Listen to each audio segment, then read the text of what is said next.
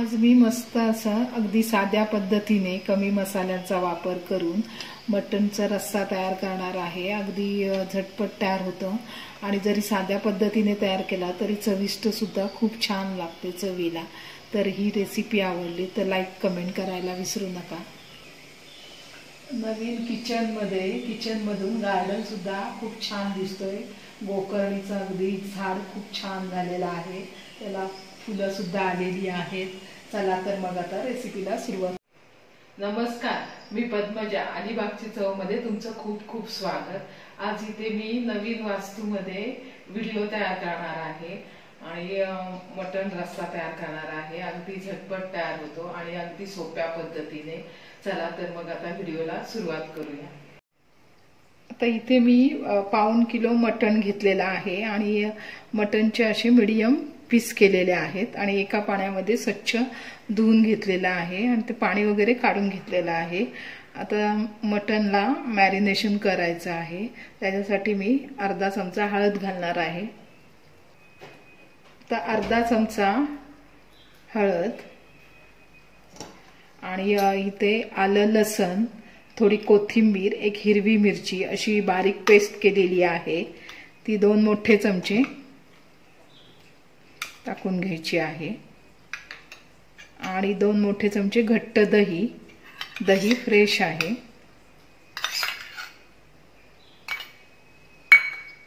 ते मिक्स करून घ्यायचं।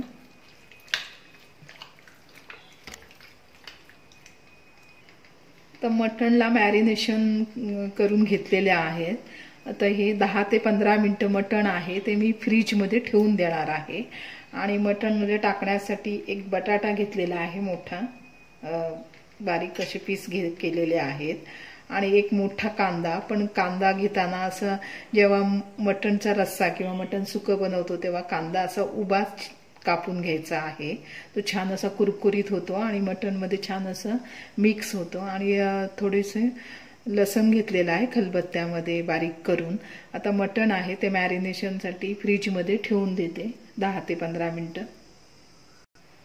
10 ते 15 मिनिटं झालेली आहेत मटण मॅरिनेशनसाठी मी फ्रीजमध्ये ठेवलेलं। आता फोडणीला देणार आहे मटण। इथे वाटण करण्यासाठी फक्त मी सुकं खोबरंच घालणार आहे आणि हे खोबरं आहे ते थोडं भाजून घेतलेलं आहे आणि अर्धच घेतलेलं आहे, एवढं पाऊण किलोच्या हिशोबामध्ये खोबरं घेतलेलं आहे। गॅसवर पातेलं ठेवून देणार आहे।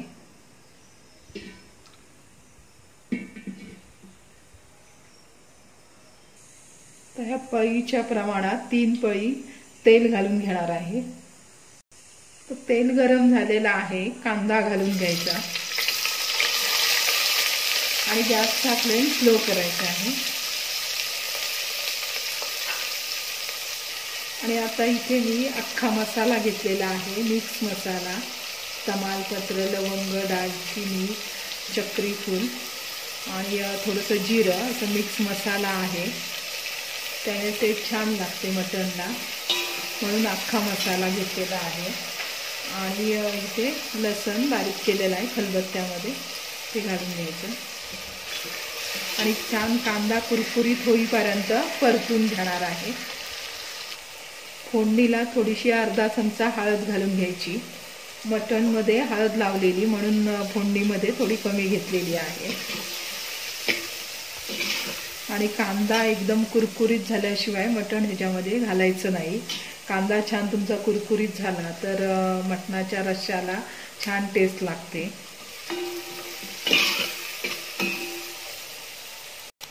तर कांदा आहे तो मस्त छान असा कुरकुरीत झालेला आहे। मटणचा रस्सा किंवा सुकं जेव्हा मटणचं करतो तेव्हा ही अतिशय महत्त्वाची प्रोसेस आहे। कांदा जर छान असा कुरकुरीत झाला तर तुमचा रस्सा अगदी चविष्ट होतो। तर ह्याच्यामध्ये मी मटण घालून घेते।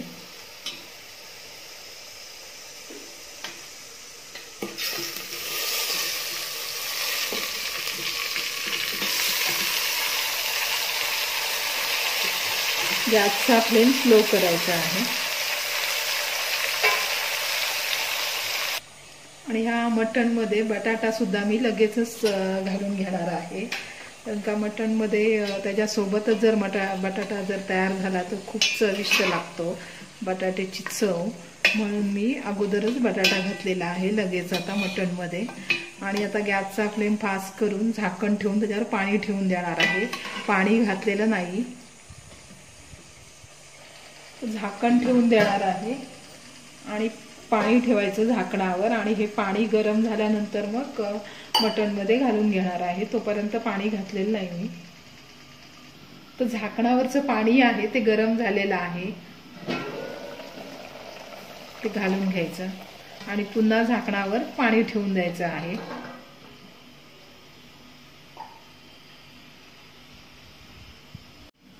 तर 10 मिनिटं झालेली आहेत मटण फोडणीला देऊन. पुन्हा पाणी जरा गरम झालेलं ते घालून घेतलं. आता ह्याच्यामध्ये मीठ वगैरे घालून घेणार आहे.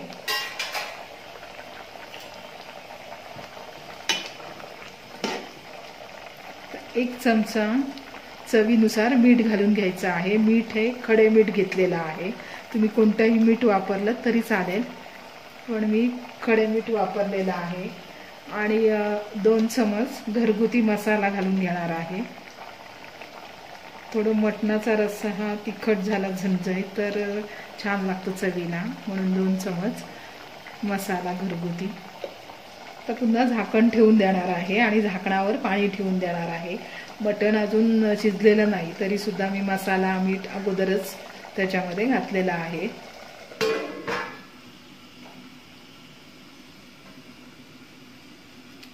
थोडंसं पाणी घालून घ्यायचं आणि आता पाणी गरम झाल्यानंतर मग ते मटणामध्ये घालायचं आहे.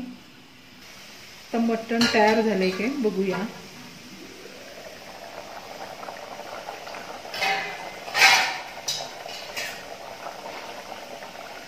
मस्त मटणाच्या रश्श्याला छान खमंग वास येतोय आणि मटण आहे ते तयार झालेलं आहे.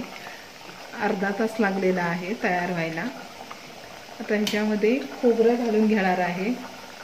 हे खोबरं बारीक केलेलं आहे, थोडं खोबरं भाजून बारीक केलेलं मिक्सरला.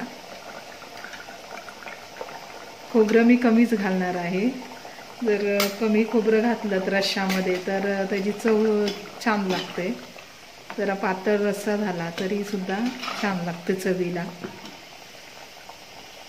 आणि 1 चमचा मटण मसाला,